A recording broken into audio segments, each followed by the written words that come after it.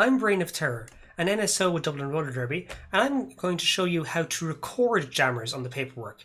Now, as a penalty box timer, you will normally have a penalty box manager who takes care of jammers and the rules around jammer swaps. So for blockers and pivots, penalties are 30 seconds. For jammers, the rules are more complicated.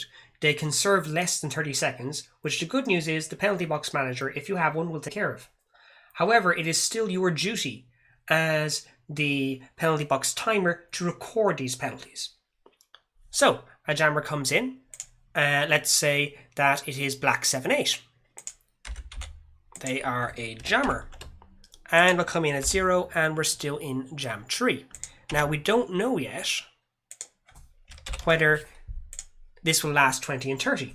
So we wait for a penalty box manager to tell us. Penalty goes on and they should say to us 20 and 30. Or you see them leave and they assume. This is something you should communicate with your penalty box manager as to whether they will say 20 or 30 or if you should assume. Personally, I always like to say it just to be certain. So they say 20 and 30. So we just write down 20 and 30.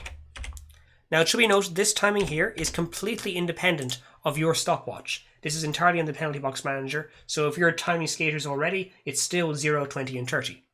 So this is a nice simple case. Let's say they come back to us again. And once again, in jam tree, we have black 7-8, who is the jammer, and that is 0. It's our second penalty, and we're in jam tree. And in fact, what happens here, there's a jammer swap, and they never had to stand at all, and they left at 15 seconds. So the penalty box manager would have said out at 15.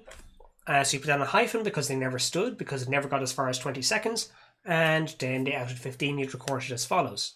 It could also be the case that they got past the 20 seconds, in which case they stood at 20 and they left at 25.